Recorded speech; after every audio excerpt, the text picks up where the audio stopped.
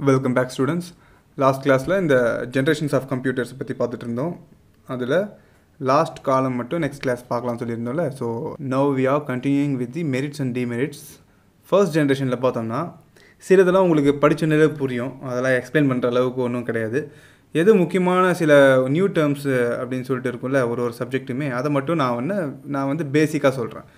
அத பத்தி டீப்பா சொல்ல முடியாது. பிகினர் லெவல்ல இருக்குறதால நான் அத பத்தி ஒரு சின்ன ஐடியா மட்டும் சொல்லிறேன்.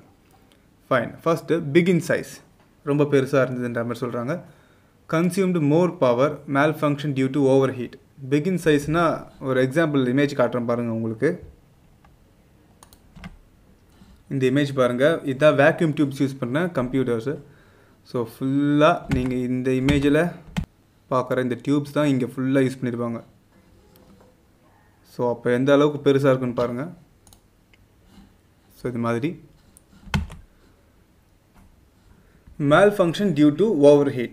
ரொம்ப ஹீட் ஆறதால அதனால சரியா ஃபங்க்ஷன் ஆக முடியாம போயிடுச்சு. வேலை செய்ய முடியாம போயிடுச்சுன்ற மாதிரி சொல்றாங்க. Machine language was used. Machine languageனா 0 and 1s மட்டும் இருக்கும்பா.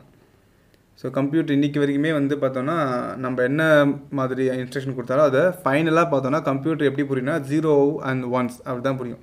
ஒன்னு 0 இல்ல 1 அந்த மாதிரி தான் எடுத்துக்கும். நீங்க செகண்ட் சாப்டர் பாக்கும்போது புரியும். ஒரு நம்பருமே அது என்ன எப்படி எடுத்துக்கும்னா 0s and 1s அத எடுத்துக்கும். Fine. Next second generation இது. Second generationல பார்த்தோம்னா சில பாயிண்ட்ஸ் உங்களுக்கு டைரக்டா படிச்சனவே புரியும். Smaller compared to first generation. So இது ஒரு மெரிட்னு சொல்லலாம். First generation பாக்கும்போது அது கம்ப்யூட்டர் சைஸ் வந்து கொஞ்சம் சின்னது பண்ணாங்க செகண்ட் ஜெனரேஷன்ல. நெக்ஸ்ட் அதோட ஹீட் வந்து கொஞ்சம் கம்மியாவே ஜெனரேட் ஆச்சு. Generated less heat. Next consumed less power compared to first generation. First generation பாக்கும்போது power consumption கம்மியா இருந்தது. Obviously அதனால கூட ஹீட் கம்மியா இருக்கலாம். Next punched cards were used. Punched cards ன்ற ஒரு way of storing data கூட சொல்லலாம். சோ இதான் punched cards. சோ இதுல நம்பர்ஸ்லாம் இருக்கும். சில இடத்துல மட்டும் நம்பர்ஸ் வந்து பஞ்ச் பண்ணப்பட்டிருக்கும். அங்க ஹோல்ஸ் தான் இருக்கும். இந்த ஹோல்ஸ்க்கு ஏத்த மாதிரி இன்ஃபர்மேஷனை வந்து கன்வர்ட் பண்ணிக்கும். சோ இந்த particular generationல punched card were used. So first operating system was developed. Batch processing and multi-programming. Batch processing is data and program were combined into a batch and then processed. இந்த data program இது எல்லாமே வந்து next வரும்போது என்னன்னு தெரியும்பா உங்களுக்கு. அடுத்த டாபிக்கே எனக்கு தெரிஞ்சு டேட்டா என்னன்னு சொல்றாங்க இங்க. சோ ஜஸ்ட் தெரிஞ்சுக்கோங்க அவ்வளவுதான். சரிங்களா? ஏற்கனவே சொன்ன மாதிரி இந்த மெரிட்ஸ் அண்ட் டிமெரிட்ஸ் எல்லாம் you can pick any 4 points if it exceeds. இந்த மாதிரி 3 பாயிண்ட்ஸ்னா நீங்க வந்து 3 பாயிண்டோடே முடிச்சுக்கலாம். 3 பாயிண்ட்னா 3 பாயிண்ட் எழுதிடணும். இன்னும் நிறைய இருந்ததுன்னா நீங்க இதுல இருந்து ஒரு 4 பாயிண்ட் கூட எடுத்துக்கலாம். மல்டி புரோகிராமிங்னா ஒரே சமயத்துல more than one program-ஐ எக்ஸிக்யூட் பண்றதுன்ற மாதிரி. Machine language as well as assembly language was used. First generationல பார்த்தோம்ல machine language was used னு சொல்லிட்டு. Machine language-னா 0s and 1s னு சொல்லிட்டு assembly language இப்போ இதுவும் யூஸ் பண்ணப்படுதுன்ற மாதிரி சொல்றாங்க. assembly language அதுக்கு அடுத்ததுப்பா. 0s and 1s இல்லாம கொஞ்சம் ஆல்பபெட்ஸ் யூஸ் பண்ணி அதுக்கேத்த ஆபரேஷன்ஸை அந்த வேர்ட்ஸ் மாதிரியே கொஞ்சம் கொண்டு வந்தாங்க. ஃபார் எக்ஸாம்பிள் ஸோ இதுதான் அசம்பிளி லாங்குவேஜ் சொல்லுவாங்க. இது வந்து மெஷின் கோடு. இதுன்னா assembly language. So move, add, XOR, push, move அந்த மாதிரி. ஸோ இப்போ மூவ்னு சொல்லிட்டு இங்கே நம்ம 2 விஷயம் கொடுக்குறோன்னா இந்த இங்கே இருக்கிற வேல்யூ இந்த அட்ரஸ்க்கு மூவ் ஆகிற மாதிரி இருக்கும். அர்த்தம் ரைட் டு லெஃப்ட்ன்ற மாதிரிலாம் வரும் அது அசம்பிளி லாங்குவேஜஸில். அது கொஞ்சம் அட்வான்ஸ்டு. இப்போ உங்களுக்கு அது வேண்டாம். ஜஸ்ட் தெரிஞ்சுக்கோங்க எப்படி இருக்குன்னு சொல்லிட்டு அசம்பிளி லாங்குவேஜ். இதுக்கப்புறம் தான் programming language high level language வந்தது. Next third generation. Computers were smaller, faster and more reliable. Smaller, faster இந்த ஜென்ரேஷனில் அதை விட சின்னதாக வச்சு ஃபாஸ்ட்டாக ப்ராசஸ் ஆக ஆரம்பிச்சுது. அண்ட் மோர் ரிலையபிள்னா நம்பகத்தன்மை சொல்லுவாங்க. ரிலையன்ஸ்னா நம்பகத்தன்மை. Next consumed less power. Obviously high level languages were used. So machine language, assembly language அதெல்லாம் தாண்டி ஹை லெவல் லாங்குவேஜ் யூஸ் பண்ண ஆரம்பித்தாங்க. Next smaller and faster. Fourth generation 1971 to 80 இதெல்லாம் நம்ம லாஸ்ட் கிளாஸே பார்த்தோம். So very large scale integrated circuits. இதோட base பார்த்தோன்னா மைக்ரோ ப்ராசஸர்.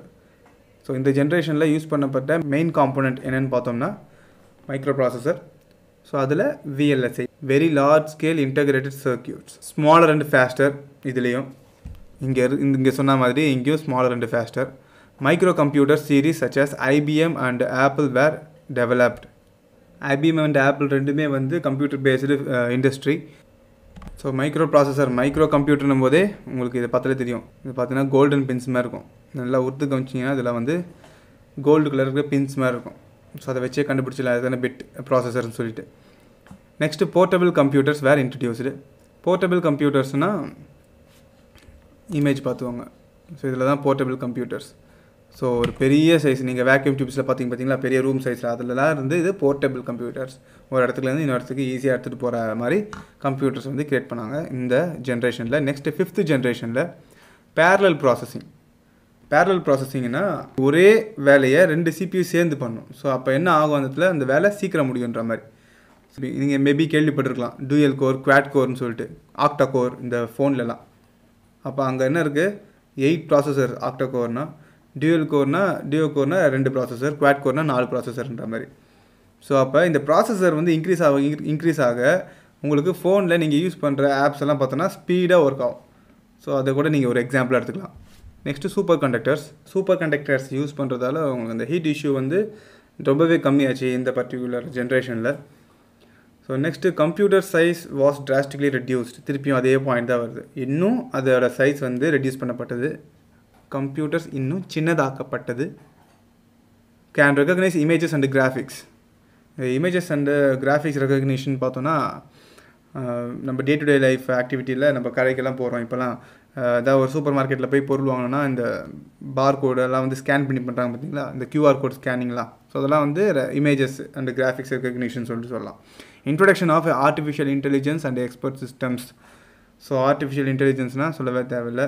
எந்திரன் 2.0 சொல்கிற மாதிரிங்களா அந்த மாதிரி ஆன விஷயங்கள் இந்த ஜென்ரேஷன் தான் இன்ட்ரடியூஸ் பண்ணப்பட்டதுன்ற மாதிரி சொல்கிறாங்க.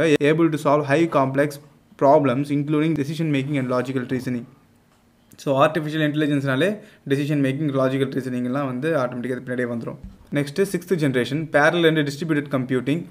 பேரலல் கம்ப்யூட்டிங்னா ஆல்ரெடி சொல்லிட்டு நிறைய ப்ராசஸ் இருக்கும். அது வந்து ஒரே வேலையை செய்கிறதுக்கு ஒரே மெமரியை கூட யூஸ் பண்ணிக்கும். ஸோ இப்போ ஒரு ஃபோன் கூட சொன்னால் பார்த்தீங்களா குவாட் கோர், ஆக்டா கோர் ப்ராசஸர்னு சொல்லிட்டு அது வந்து பேரலல் கம்ப்யூட்டிங். அண்ட் டிஸ்ட்ரிபியூட்டட்னா நிறைய ப்ராசஸர் அது வந்து எப்படி கனெக்ட் ஆகப்பட்டிருக்கோம்னா நெட்வொர்க் மூலிமா கனெக்ட் பண்ணியிருப்பாங்க.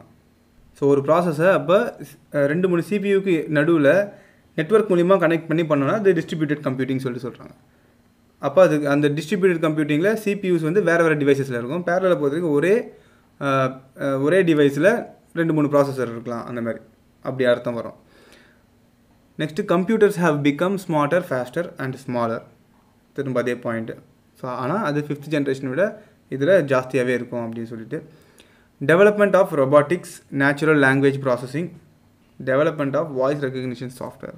ஸோ நேச்சுரல் லாங்குவேஜ் ப்ராசஸிங்னா ஒரு லாங்குவேஜ் இருக்குதுன்னு வச்சுக்கோங்களேன். அதை நீங்கள் காப்பி பண்ணி பேஸ்ட் பண்ணுறீங்க ஏதோ ஒரு சாஃப்ட்வேர்லனா அதுவே என்ன பண்ணும் அந்த லாங்குவேஜ் என்னன்னு சொல்லிட்டு ரெகக்னைஸ் பண்ணி அதுக்கேற்ற மாதிரி ட்ரான்ஸ்லேட் பண்ணி கொடுக்கறதுக்குலாம் யூஸ் பண்ணுறது நேச்சுரல் லாங்குவேஜ் ப்ராசஸிங் சொல்லலாம். டெவலப்மெண்ட் ஆஃப் வாய்ஸ் ரெகக்னிஷன் சாஃப்ட்வேர்னால் நீங்கள் பேசுகிறது என்ன பண்ணும், நீங்கள் ஒன்று சொல்கிறீங்கன்னா அதை வந்து என்ன பண்ணும் டெக்ஸ்ட்டாக கூட மாற்றக்கூடிய அளவுக்கு சிஸ்டம் வந்து இருக்குன்னு சொல்கிறாங்க. மோஸ்ட்லி இப்போ அந்த மாதிரி வந்துடுச்சு. ஃபைன். ஸோ இதுதான்ப்பா merits and demerits of all generations. So இப்போ நம்ம கம்ப்ளீட்டாக ஒரு 5 மார்க் முடிச்சிருக்கோம்.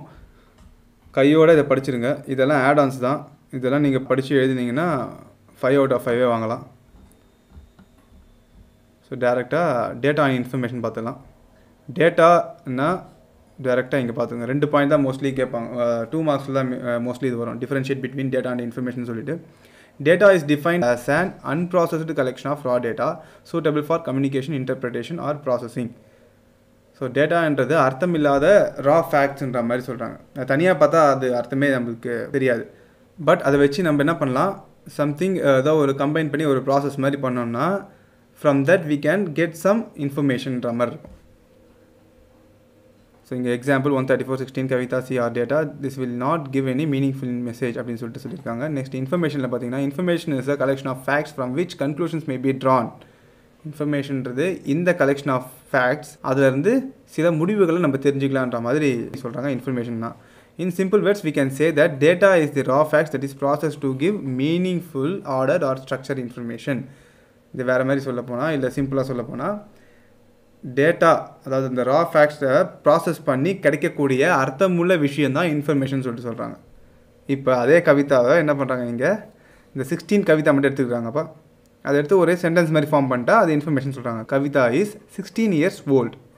ஸோ இப்போ நம்மளுக்கு அர்த்தம் வருது. கவிதாவுக்கு வந்து ஒரு 16 வயசு ஆகுதுன்ற மாதிரி. வெறும் 16 கவிதான்னா 16 எப்படி எடுத்துப்ப? கவிதாவோட டோர் நம்பராக இருக்கலாம், அட்ரஸோட டோர் நம்பராக இருக்கலாம், இல்லை கவிதாவோட ஃபேவரட் நம்பராக இருக்கலாம், எது வேணா இருக்கலாம். ஸோ அது வந்து ரா ஃபேக்ட்ஸ், ஒரு அர்த்தம் கொடுக்காது இதுதான் அப்படின்னு சொல்லிட்டு. அது டேட்டா, அதை அர்த்தம் தரக்கூடியதாக நம்ம அதை ப்ராசஸ் பண்ணி மாற்றிட்டோன்னா it will become an information. So இது ஒரு சின்ன எக்ஸாம்பிளுக்காக சொன்னது.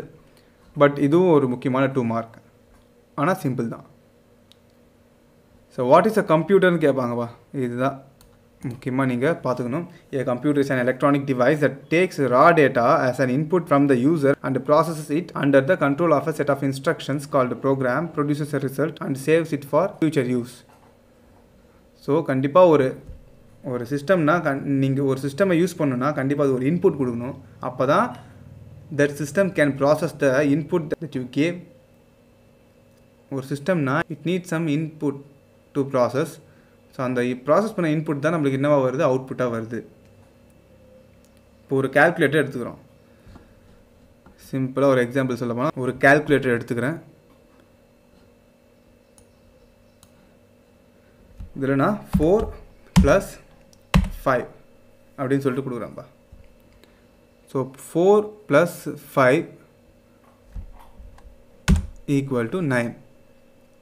இதில் நான் என்னெல்லாம் இன்புட் கொடுத்தேன்னு பார்த்தோன்னா 4 அந்த அரித்மெட்டிக் ஆப்ரேஷன் ப்ளஸ்ன்னு சொல்லிட்டு இருக்குது பார்த்தீங்களா, அது அரித்மெட்டிக் ஆப்ரேஷன் சொல்லுவாங்க, ப்ளஸ் மைனஸ் மல்டிப்ளிகேஷன் டிவிஷன்லாம். ஸோ அதில் ஒரு ஆப்ரேட்டர் நான் கொடுத்தேன். ஸோ 2 இன்புட்டு ஒரு ஆப்ரேட்டர் கொடுத்துட்டு நான் ப்ராசஸ் பண்ண சொல்லி கேட்டேன் சிஸ்டம்மை. அது எனக்கு அந்த 2 இன்புட் வேல்யூவை நான் சொன்ன அந்த ஆப்ரேஷன் மூலிமா ப்ராசஸ் பண்ணி அது எனக்கு அவுட்புட்டை கொடுத்துருச்சு. ஸோ இது ஒரு சிம்பிள் எக்ஸாம்பிள் சொல்லலாம். So what is a computer or define கம்ப்யூட்டர்னால் கண்டிப்பாக இதை எழுதணும். எப்பயுமே கிளாஸ் எந்த சப்ஜெக்ட் நடந்தாலும் கையில் அந்த டெக்ஸ்ட் புக்கை வச்சுக்கோங்க. ஏதாவது முக்கியம் அப்படின்னு சொல்லலாம், டீச்சர்ஸ் ஏதாவது முக்கியம் சொன்னாங்கன்னா அதை அப்படியே டக்குன்னு பென்சிலில் மார்க் பண்ணிகிட்டே வாங்க. டோன்ட் யூஸ் பென், பென்சிலில் மார்க் பண்ணிகிட்டே வாங்க. ஃபைன். நெக்ஸ்ட்டு இன்னொரு முக்கியமான 5 மார்க்பா. என்ன சார் திரும்ப எல்லாமே இம்பார்ட்டன்ட் சொல்கிறாரு, ஒருவேளை புக்கு ஃபுல்லாக எழுத எடுத்தாலும் இம்பார்ட்டன்ட் சொல்லுவாரோலாம் அப்படி இல்லைப்பா. ஸ்டார்டிங்கில் சில விஷயங்கள்லாம் இம்பார்ட்டன்ட் தான் வருது. உங்கள் சிலபஸ்லேயே அப்படி தான் இருக்குது. ஃபஸ்ட் சாப்டர்லேயே உங்களுக்கு 4 5 மார்க்கு முக்கியமான 5 மார்க்கு, அது இல்லாமல் ஒரு 3 மார்க் வெரி வெரி இம்பார்ட்டன்ட் சொல்லலாம். ஸோ இந்த 4 படிச்சிட்டாலே கண்டிப்பாக ஏதாவது ஒரு 90% 95% எப்படியும் ஒரு 5 மார்க் அதில் வந்துடும். நான் சொல்கிறது பப்ளிக் எக்ஸாமுக்கே. ஸோ டோட்டலி நீங்கள் 5 மார்க்ஸ் எழுதுகிற மாதிரி இருக்கும். இது கவர்மெண்ட் கொஷின் பேப்பர் பாது. ஸோ இதில் 15 1 மார்க்ஸ் இருக்கும். இங்கிலீஷ் மீடியம் தமிழ் மீடியம் ரெண்டுத்துலையுமே இருக்கும். 2 மார்க்ஸில் பார்த்தீங்கன்னா மொத்தம் 9. So you have to answer 6 out of these 9. அப்போ 6 to 12 மார்க்ஸ். நெக்ஸ்ட்டு 3 மார்க்ஸும் அதே மாதிரி தான், 6 எழுதுகிற மாதிரி இருக்கும். 9 கொடுப்பாங்க, அதிலேருந்து நீங்கள் 6 எழுதணும். ஸோ ப்ரோக்ராமாக கூட கொடுப்பாங்க. நெக்ஸ்ட்டு 5 மார்க்ஸ்ப்பா. 5 மார்க்ஸில் உங்களுக்கு இன்டர்னல் சாய்ஸ். இதில் பார்த்தோன்னா பாருங்கள், ஜென்ரேஷன்ஸ் ஆஃப் கம்ப்யூட்டர்ஸ் இப்போ நம்ம பார்த்த 5 மார்க்ஸ். ஸோ இதில் இன்டர்னல் சாய்ஸ்ன்றதால 5 தான் இருக்கும். ஸோ ஃபிசிக்ஸ் கெமிஸ்ட்ரி மோஸ்ட்லி இதே மாதிரி தான் இருக்கும். ஏன்னா உங்களுக்கு ப்ராக்டிகல்ஸுக்கு போயிடும். மீதி 20 மார்க்ஸ் ப்ராக்டிகல்ஸுக்கு, 70 மார்க்ஸ் வந்து உங்களுக்கு இந்த தியரி பார்ட்டு.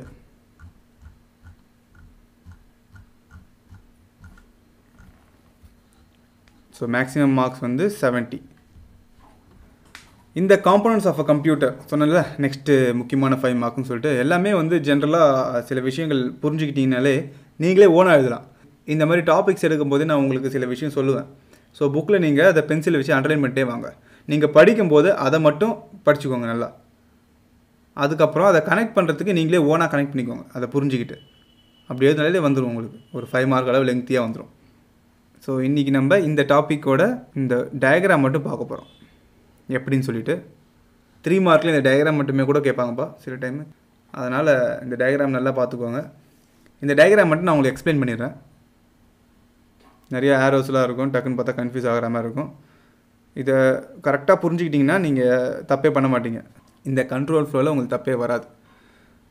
ஸோ ஃபர்ஸ்ட்டு பார்த்தோம்னா இந்த டயக்ராம் பார்த்துக்கோங்க. சரிங்களா? இதில் என்ன இருக்குது? First input, next process, next output. So ஒரு இன்புட்டை டைரெக்டாக நம்மளால் அவுட்புட்டாக எடுக்க முடியாது. கண்டிப்பாக என்ன ஆகணும் அங்கன்னு பார்த்தா இட் நீட்ஸ் சம் ப்ராசஸிங். அதை பண்ணாதான் we can get the output. So இது ஜென்ரலான ஒரு விஷயம். இதை நீங்கள் வந்து ரியல் லைஃப்பில் கூட போட்டுக்கலாம். நீங்கள் உங்களுக்கு ஏதாவது ஒன்று கிடைக்கணும்னா கண்டிப்பாக நீங்கள் அதுக்கு ஏதாவது ஒன்று கொடுக்கணும். சிம்பிள். கடையிலே போகிறீங்க, காசு கொடுக்குறீங்க, கடைக்காரர் என்ன பண்ணுறாரு? ப்ராசஸ் பண்ணுறாரு. நீங்கள் கேட்குற பொருளை வந்து போய் எடுத்து அதை எடை போட்டு இந்த மாதிரி விஷயங்கள்லாம் பண்ணுறாரு, ப்ராசஸ் பண்ணுறாரு. அதுக்கப்புறம் அதை ஒரு பேக்கேஜாக உங்களுக்கு கொடுக்குறாரு, அது அவுட்புட்டு. ஸோ இதே தான் வந்து இது டைரெக்டாக இந்த டயக்ராமை இங்கே பாருங்கள். இப்போது இன்புட்ன்றதை இன்புட் யூனிட் ஆகிடுச்சு, அவுட்புட்ன்றது அவுட்புட் யூனிட் ஆகிடுச்சு. இந்த ப்ராசஸ் தான் வந்து இங்கே சிபியூன்னு சொல்லிட்டு ஒரு பாக்ஸ் கொடுத்துருக்காங்க. ஸோ இந்த டயக்ராமை நீங்கள் படிக்கும்போதே இந்த மாதிரி செக்மெண்ட்டாக பார்க்கணும். ஃபர்ஸ்ட்டு இன்புட்டு, நெக்ஸ்ட்டு ஒரு பாக்ஸ் மட்டும் ஒன்று போட்டுக்கோங்க, அதுக்கப்புறம் அவுட்புட் போட்டுக்கோங்க. அந்த பாக்ஸ்க்குள்ளே 3 விஷயம் வருது. இது சிபியூ. இந்த மொத்த பாக்ஸும் என்னென்னு பேருன்னு பார்த்தோன்னா சிபியூ. இதில் உள்ள 3 விஷயம் வருது. கண்ட்ரோல் யூனிட்டு, ஏஎல்யூ, இன்டர்னல் மெமரின்னு சொல்லிட்டு. இன்புட் யூனிட்லேருந்து முதல்ல மெயின் மெமரிக்கு தான் வரும். ஸோ தென் அது ப்ராசஸிங் ஆகும். இந்த சிபியூவில் தான் போயிட்டு ப்ராசஸிங் ஆகுது. நெக்ஸ்ட்டு பார்த்தோம்னா இந்த அவுட்புட் யூனிட்டுக்கு போகுது ப்ராசஸ் முடிஞ்சோடனே. நம்ம ஏற்கனவே ஒரு கால்குலேட்டரை வச்சு ஒரு எக்ஸாம்பிள் பார்த்தோம்ல. இன்புட் நான் கொடுக்குறேன் 5 + 4 9 அந்த மாதிரிலாம். ஸோ அதையே நம்ம இங்கே எடுத்துக்கலாம் ஒரு எக்ஸாம்பிளாக. நான் இன்புட் வந்து கொடுக்குறேன். மெயின் மெமரினா டெம்பரரி மெமரி, செகண்டரி ஸ்டோரேஜ்னா பெர்மனன்ட் ஸ்டோரேஜ், 2 இருக்குது மொத்தம். சரியா? இப்போது நான் 4 + 5 அப்படின்னு சொல்லிட்டு நான் கொடுக்குறேன். அது வந்து ப்ராசஸ் பண்ணணுன்னா அது அந்த டேட்டாவை டெம்பரரியாக ஒரு இடத்துல ஸ்டோர் பண்ணி வச்சுருக்கணும். அப்போ தான் அதால் ப்ராசஸ் பண்ண முடியும். ஸோ இந்த 5 + 4ன்றது இந்த இடத்துல ஸ்டோர் ஆகிருக்கும். அது நெக்ஸ்ட்டு இன்டர்னல் மெமரிக்குள்ளே போகுது. சிபியூலே ஒரு மெமரி இருக்கும். ஸோ அங்கே ஸ்டோர் ஆகி அங்கேருந்து நெக்ஸ்ட்டு எங்கே போகும்னா ஏஎல்யூக்கு போகும், arithmetic logic unit. Already arithmetic சொன்னல, ப்ளஸ் மைனஸ் அந்த மாதிரி விஷயங்கள்லாம். ஸோ நான் இங்கே என்ன நம்ம கொடுத்துருக்கோம்? 5 + 4ன்னு சொல்லி கொடுத்துருக்கோம். அந்த அரித்மெட்டிக் லாஜிக் யூனிட்டில் தான் இந்த கம்ப்யூட்டேஷன்ஸ்லாம் வந்து ஒர்க் அவுட் ஆகி அது என்ன பண்ணும்? நம்மளுக்கு 9 சொல்லிட்டு அவுட்புட்டை கொடுக்குது. ஸோ சப்போஸ் இப்போ வந்து இங்கே பவர் ஏதோ கட் ஆகிடுச்சு வச்சுக்கோங்க. இப்போ நான் 5 + 4ன்னு என்ட்ரு கொடுக்கறதுக்கு முன்னாடியே பவர் கட் ஆகிடுச்சு, எனக்கு சிஸ்டம் ஆஃப் ஆகிடுச்சுன்னா மெயின் மெமரியில் இருக்கிறது என்னென்னு சொன்னால் டெம்பரவரின்னு சொல்லிட்டு சொன்னேன் பார்த்தீங்களா? திருப்பி சிஸ்டம் ஸ்டார்ட் ஆகும்போது அது வந்து இருக்காது, ஏன்னா அது டெம்பரவரி, இதுதான் பெர்மனண்ட்டு. இப்போ இதே நீங்கள் ஒரு படமோ பாட்டோ ஸ்டோர் பண்ணிங்கன்னா அது எங்கே போகும்? மெயின் மெமரிக்கா செகண்டரி ஸ்டோரேஜா? இப்போ நான் கேட்டேன்னா நீங்கள் இப்போ என்னென்னு சொல்லுவீங்க? ஈஸியாக செகண்டரி ஸ்டோரேஜ்னுவீங்க, ஏன்னா இதுதான் பெர்மனன்ட் ஸ்டோரேஜ். ஃபைன். நெக்ஸ்ட்டு இப்போ இந்த ஃப்ளோ பார்த்துக்கோங்க.